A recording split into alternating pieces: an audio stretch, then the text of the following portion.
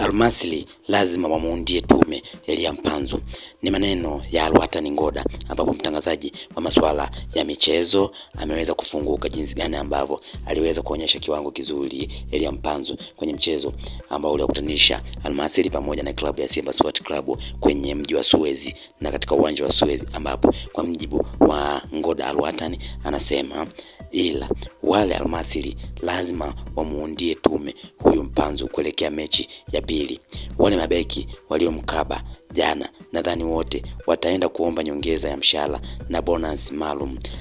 Alijua kuwatoa pumu. Ni maneno ya Ngoda ambaye ndiye alikuwa mtangazaji wa mchezo huu ambao ulikutanisha klabu ya Almasry na pamoja na klabu ya Simba Sport Club, ambapo katika mchezo huo uliweza kuonyeshwa kiwango bora kabisa cha Elia Mpanzu ambaye aliweza kuwakaba mabeki zaidi ya mabeki watatu, wanne mpaka watano. Yani kwa kifupi tunaweza kusema aliweza kuondoka na kijiji, na ndio maana wanaweza kumuundia tume kwa kuwa hawakuweza kuamini kwamba ni huyu Elia Mpanzu ambaye ameweza kuwatoka mabeki wote wale. Hivyo kwa mjibu wa Ngoda anadai kwamba basi kama sio hivyo wataenda kuomba hata nyongeza ya mshahara na bonus maalum, maana aliweza kuwatoa pumu, yani aliwapeleka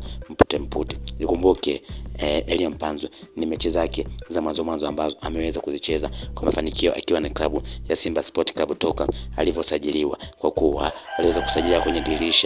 dirisha dogo la mwezi Disemba, huku akiwa amekaa zaidi ya miezi mitatu kuna klabu ya Simba bila kutambulishwa, akiwa amesaini tu. Lakini safari hii ameweza kucheza robo finali yake ya kwanza akiwa na klabu ya Simba, akicheza kwa mafanikio makubwa zaidi, huku Elia Mpanzu akiwa amewafanya mashabiki na wapenzi wa klabu ya Simba kuweza kabisa kusahau kwamba kulikuwa na mchezaji alikuwa anaitwa Clatous Chama, ndiye ambaye alikuwa ni kipenzi cha wana Simba wengi. Lakini safari hii ameweza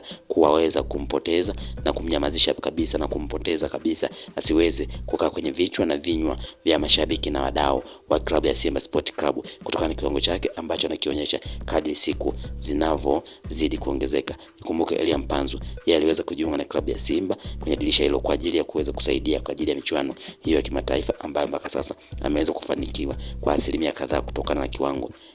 alichokionyesha kwa miezi kadhaa ambayo ameweza kukaa kunako klabu hiyo na kocha huyo.